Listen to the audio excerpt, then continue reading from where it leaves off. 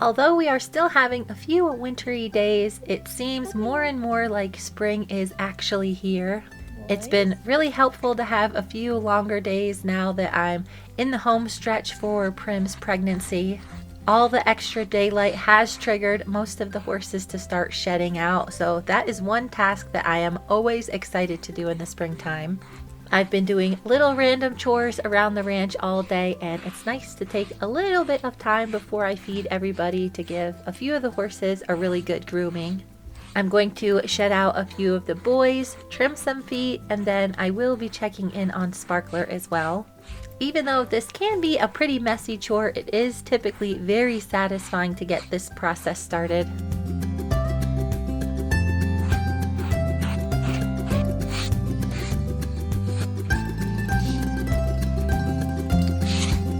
Peter! Hey!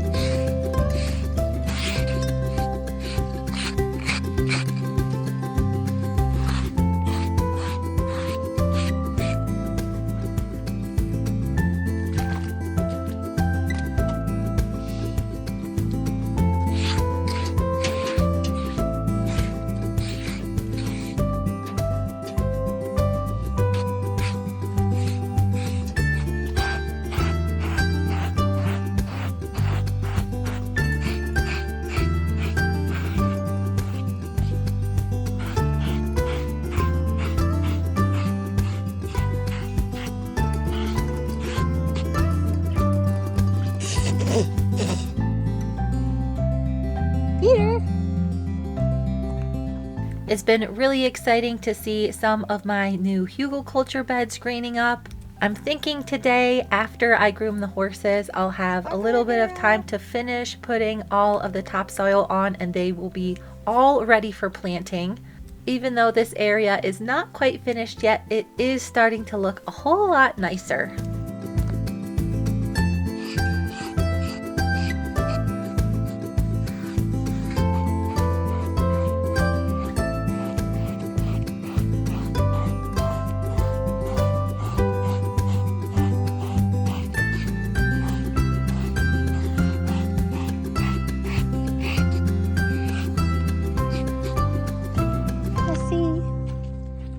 Gus, you napping? You asleep?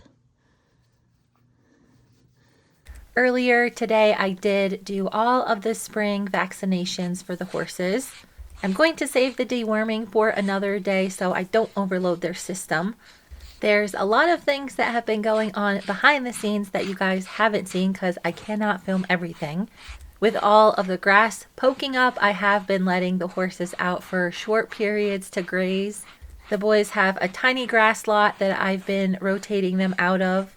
Stewie and little Gus have been spending a lot of time in their own personal pasture.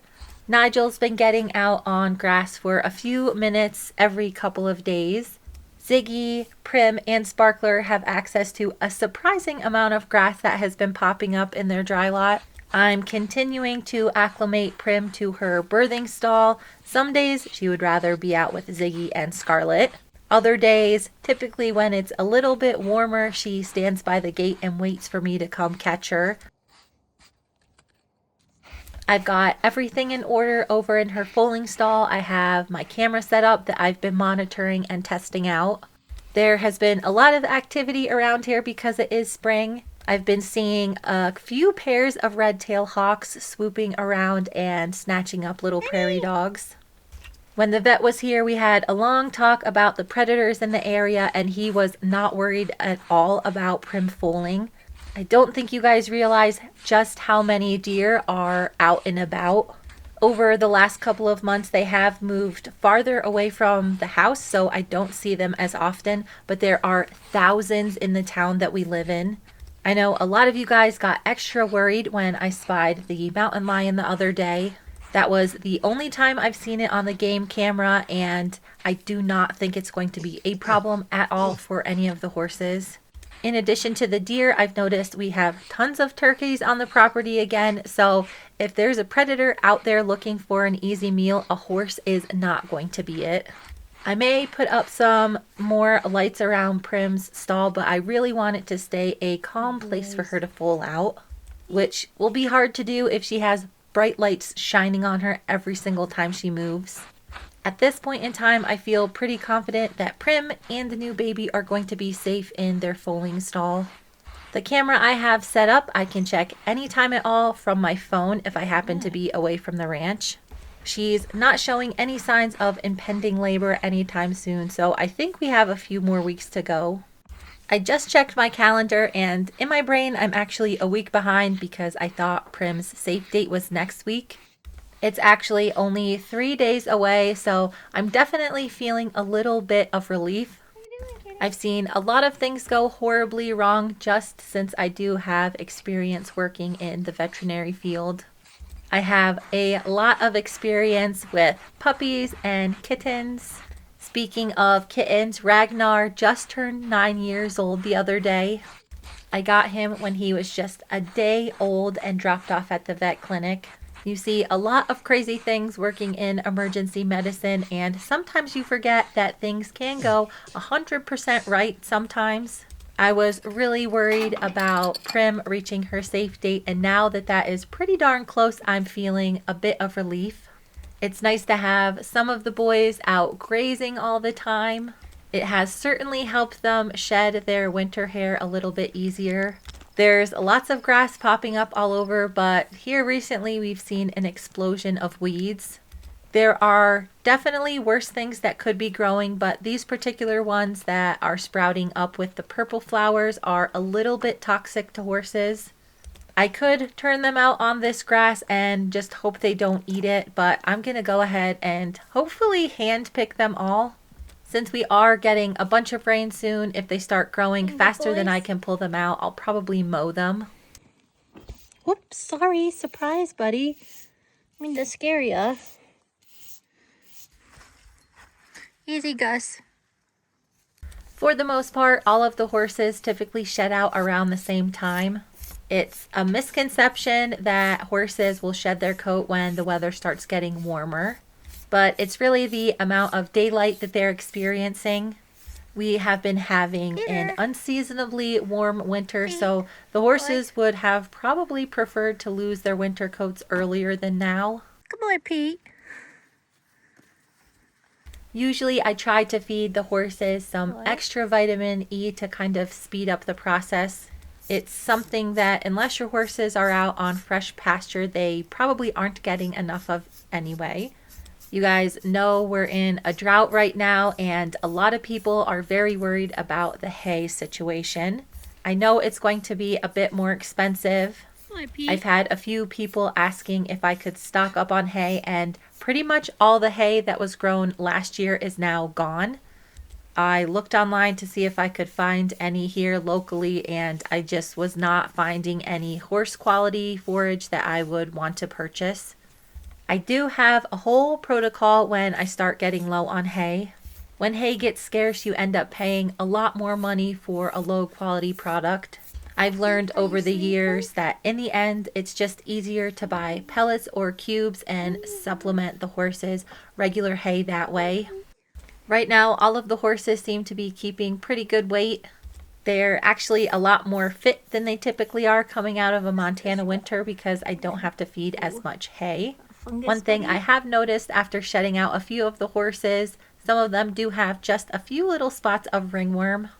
I'm not surprised. When I lived in the desert before, I did have some more problems with ringworm just because everything's so hot and dusty. The fungal spores kind of live in the dirt, and then as soon as it rains a tiny little bit, it seems to grow pretty easily on the horses. Right after I shed everybody out, I like to give them the first bath of the season, which includes a chlorhexidine scrub to get off any kind of bacterial or fungal things that are present. Our new well has not been drilled yet. We're still on the waiting list. We do have a spot, we just have to wait for them to get to us. Thankfully, with all the little bits of rain we've been having, I have gotten to flush the toilets and fill up the horses' waters every once in a while without having to haul. It is crazy how luxurious a flushing toilet becomes after you've been hauling water for a few months. Right now, baths for the horses are out of the question. Oh, somebody bit you on your butt, Pedo? A little elbow grease is going to have to do for now.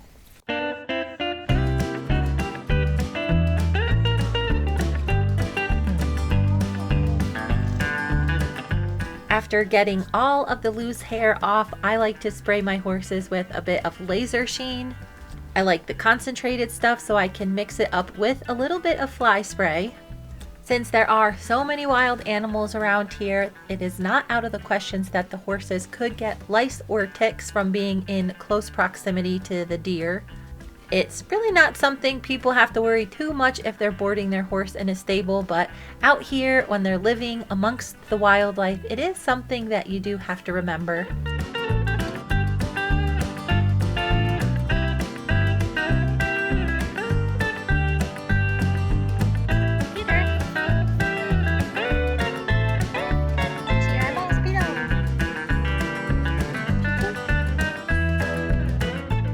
Studman, Big Gus, and Pete were being pretty good for their grooming session today. The beginning of the season, Pete can always be a little bit squirmy about his feet. He still just takes a little bit more time to warm up to me than the other horses. Just a few extra moments to let him calm down make a world of difference for this horse.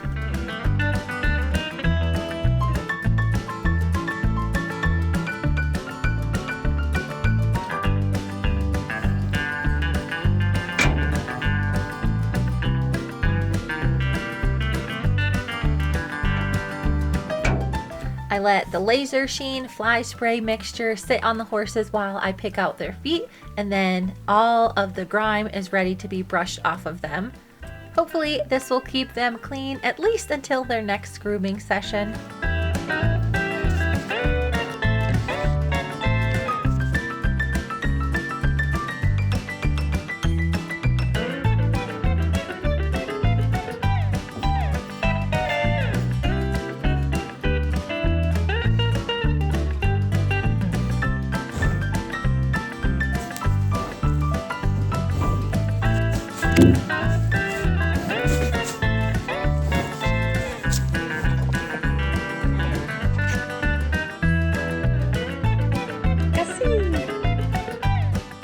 After they're done being shed out and groomed, the boys go back onto their dry lot.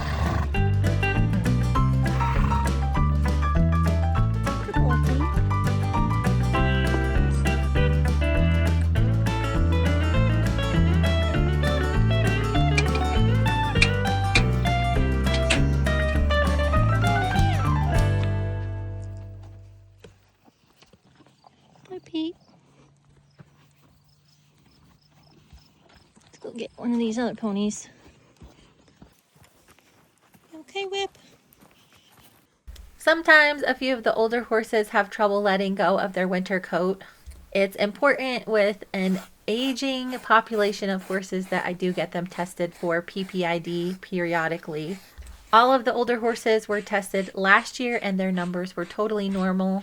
Without showing any clinical signs, I don't know that I'm going to have anybody tested again this year.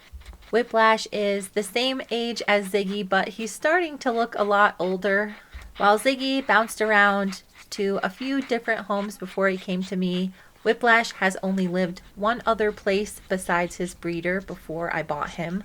He was a pasture pet that didn't get the best health care. He was never started under saddle until I bought him as a 17-year-old stud. He did have a lot of trouble adjusting to his new home. After I gelded him, I did put a few rides on him, but he seems to really just enjoy being a horse. It's kind of a shame because he is the fanciest bred horse I have. Horses can be serviceably sound well into their 20s, but at 22 years of age now, I think it's probably best if Whiplash just enjoys his retirement. It's a huge bummer that he was never started and shown as a young horse, but it allowed him to live a much longer life as a sound horse. When I bought him, he was one of only a handful of sons of Hiatus Little Pep that were still breeding stallions. I really wanted to preserve his bloodline, but he proved to be a really difficult horse to handle as a stallion. It was probably one of the hardest decisions I've ever had to make about gelding a horse. At times, he still does have a lot of stallion-like behavior, but he is able to live in a herd of other geldings. At one point, I had thought that maybe he would get along with Nigel, but I think they are so much alike that they would just butt heads way too much. Whiplash has a lot of his winter coat coming off, and in between his little horse butt cheeks, he does have his full summer coat already. The hay stretcher protocol that I have implemented includes a few pounds of either cubes or pellets every day. It won't make a huge dent in the amount of hay that I'm using, but it should allow me to stretch it until they start cutting again this spring. Life in Colorado should be a little bit easier for Whiplash. Just over this last year, he has started to age at a pretty rapid pace. See them teeth? Oh boy, those teeth don't look good.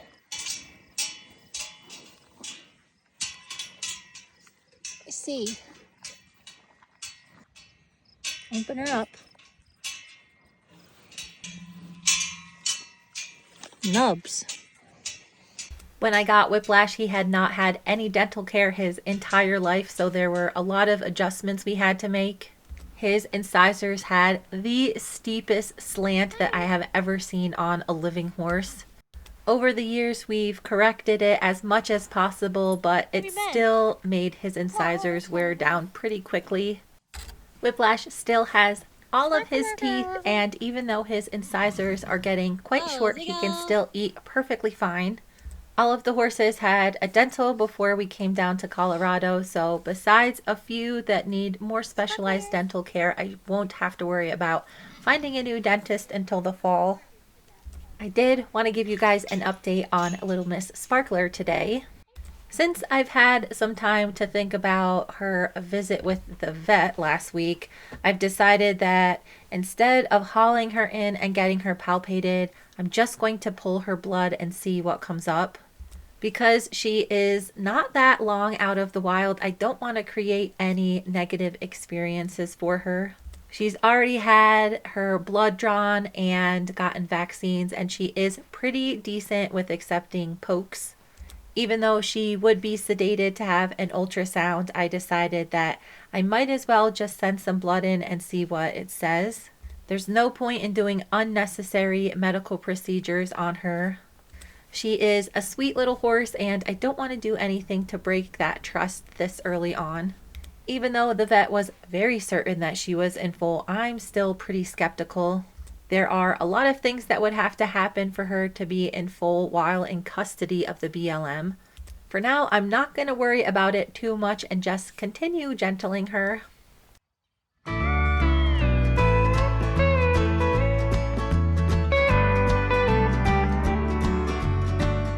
One thing that I did decide I might as well go ahead and do is complete all of the baby training that I'm doing with Prim. When your mare is expecting, there are a bunch of things that you want to be able to do just in case things go wrong. I got Sparkler in the rotation, so now I just go in her pen, groom her, clean out her feet, and now I've started messing more and more with her underside. In the event that she actually is in full, I want to be able to poke and prod all around down there. An important part about knowing when your mare is going to foal is checking their milk. At first, I wasn't really sure how this was going to go with Sparkler because she could be reactive at certain times throughout her training, but she has really started to enjoy her daily belly scratches. It reminds me a lot of when I used to give scratches to Pearl.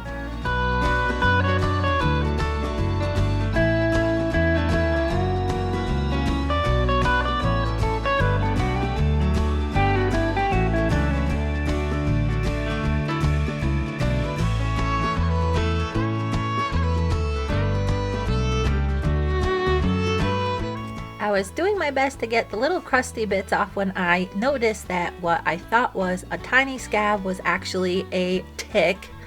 Not exactly sure how this little girl already has a tick on her because it's not like she's out trotting through the sagebrush yet.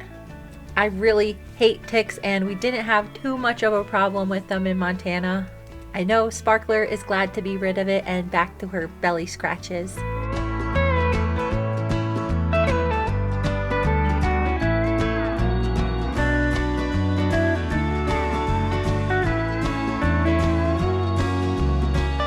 I've only been doing my baby mama protocol with Sparkler for a few days, but she is already accepting all of it.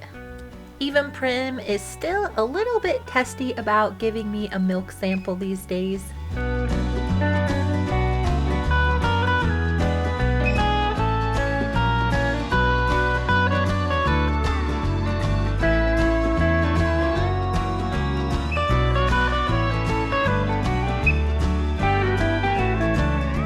I was thinking I'd have to have the vet out again to pull blood on Sparkler, but I found 2 reputable labs that I can just send a sample to myself. I thought I could wait, but she is getting bigger by the day, and if she is not pregnant, she's going to have to go on a serious diet and exercise regimen.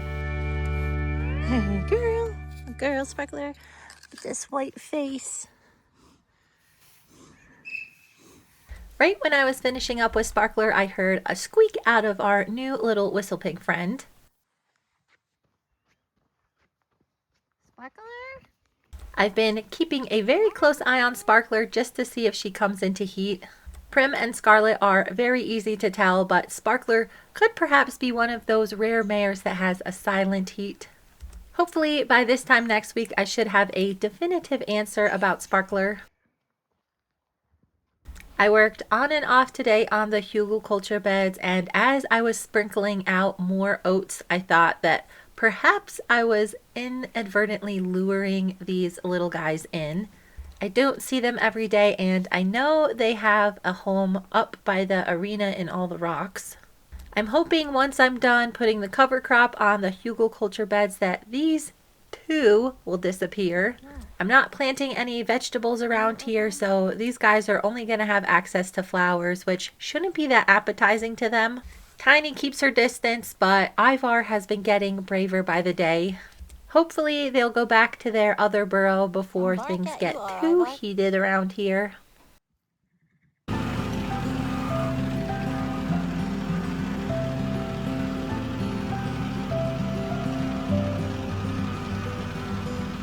Someone asked on a previous video how I plan my days. For the most part, it revolves around whatever Mother Nature cooks up. Over the last couple of months, I've been turning over my manure piles, making the perfect compost. My original pile is ready to be spread out, and my second one is well on its way. Coming up this week, we are going to have a big windstorm followed by a significant amount of rain. After the windstorm, I want to spread some of this compost on the better looking pastures. In the event that I have a hard time getting hay, I want to make sure I have something for the horses to eat. If I could get some seeds laid down into the pastures without all of the baby prairie dogs eating them before they sprout, that would be ideal as well. What do you think, Penny? Come here, girl. Come on. You hungry? See, there's a little nip growing over here.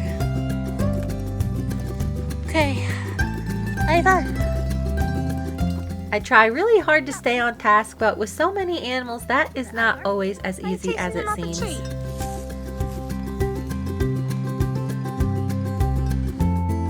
Oi, that's not Ivar. No more cats, buddy. The next morning, when Huckleberry was out doing his morning rounds, he treed this new cat.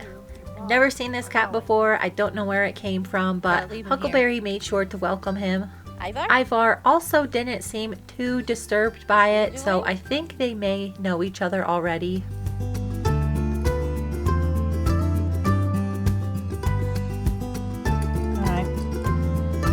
No, you can't keep him. We're pretty full on cats, so I hope this guy is just passing through. In addition to the early morning cat hunt, Huckleberry also noticed that one of the horses had slipped through the fence. Goosey.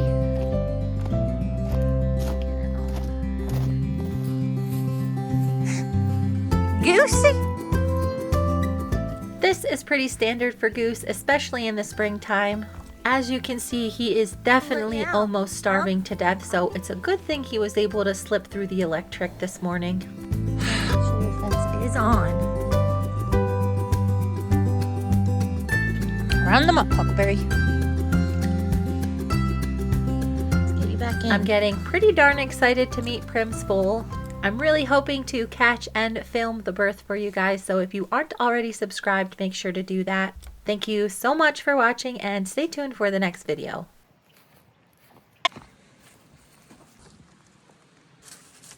Let's see him.